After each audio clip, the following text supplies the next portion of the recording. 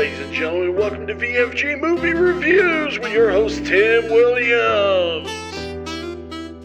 How's it going, guys? Welcome to VFG Movie Reviews, and this is my review for Brian De Palma's Dressed to Kill. Now, I want to tell you where I heard about this movie, and I do really think you guys should go listen to it. If you enjoy podcasts, if you enjoy learning more about cinema, if you are a Quentin Tarantino fan, I suggest you guys go listen to the Video Archive podcast.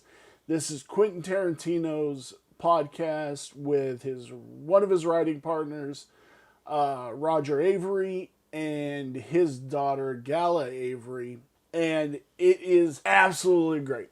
I don't remember what episode this was, but this was American Jawlos with Eli Roth. When they talked about this movie, they did 3 movies, and this was one of the movies that they talked about, and it got me hooked, man. And let me tell you, this movie is awesome, and it deals with some stuff, and I am not somebody who is able to speak on those things.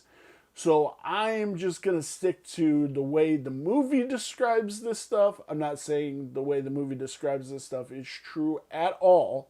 I'm just going by the way the movie describes it, and that's how I'm speaking on it. So, this movie stars Michael Caine, Angie Dickinson, Nancy Allen, Keith Gordon, Dennis Franz, in a great New York cop. He's fucking utterly brilliant in this. So the story is that Angie Dickinson, Kate Miller, goes to her doctor, Michael Caine, Robert Elliott, and is kind of, she's not being satisfied, and she's having fantasies of things.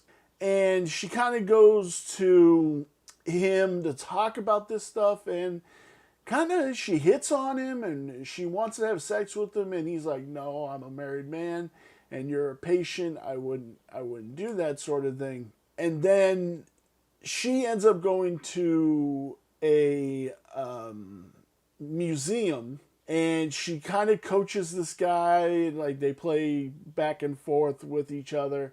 And then they end up getting in this cab, and he ends up going down on her and all this stuff. And then they go to his apartment and everything else.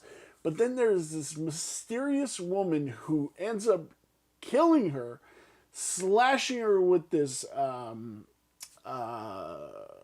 razor, which brings in Nancy Allen's character, Liz, who's the one who finds the body. She plays a hooker. So now Dennis Franz is like, oh, I'm going to put this on you because all you are is just a filthy hooker. I don't care. Somebody needs to go down for it. And if you don't figure this out or get the guy back here that can back up your story, I'm going to put you in jail. So now it's Nancy Allen and Keith Gordon, Peter Miller, who is the son of Angie Dickinson, who gets killed, are now trying to find this killer.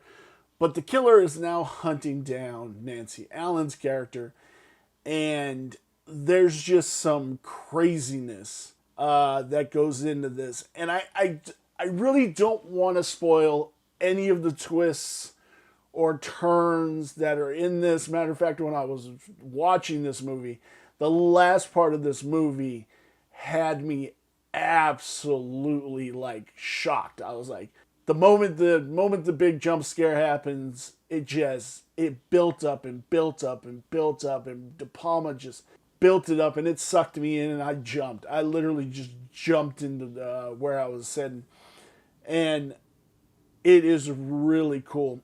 And this does deal with people being transgender and everything else, but it also lays on who everybody is and where it gets to. There's a scene in the beginning of this movie, and it's Angie Dickinson, and I don't know if it was actually Angie Dickinson, but she is a full-on sour scene, caressing herself, and everything. You get full frontal everything, and then she's like, it's in her head. It's not really happening to her, but she gets assaulted by somebody who appears in the bathroom. But she's looking out through the door that covers the thing to her husband or boyfriend, but he looks back, and then like it fogs over, but she's getting taken from behind and all this stuff, and then the art scene just goes on and goes on, and it builds this tension, and then you have this moment of fear, but then you have this moment of relief, and then you have this moment of, man, she got in the cabin.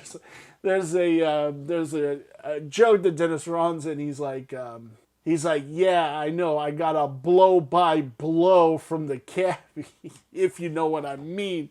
And oh, Dennis Franz steals it. Every scene Dennis Franz is in, he just steals this movie. Like I said, I don't want to go into the twists and turns of this movie because I don't think it would service this movie. I really, really want you guys to go see this movie, and it's on Prime Video as of right now. If you have Prime, you have this movie. Go watch it. It's amazing. Michael Caine is awesome. There's so many interesting twists into all of this. It's brilliant. It really is brilliant. Where does this lie on my 5-star review scale? The story is a 4. The cinematography is a 4. The characters are a 4. The design of the movie, I think I'm underserving the design of this movie, but I put it at a 3.5. I really do think this movie probably should have been a 4, and I think I fucked up this rating, but I'm sticking with it. So the total is 3.875. Guys, check this movie out. It will not disappoint you at all. It's so good. Let me know down below, have you seen Dressed to Kill? Please, if you've seen it, let me know. I'd really love to hear from you guys. Thank you so very much. Give us a like, give us a subscribe, help us grow in 2024. I'd sure appreciate it. Thank you so very much, and I will see you in our next review. Bye.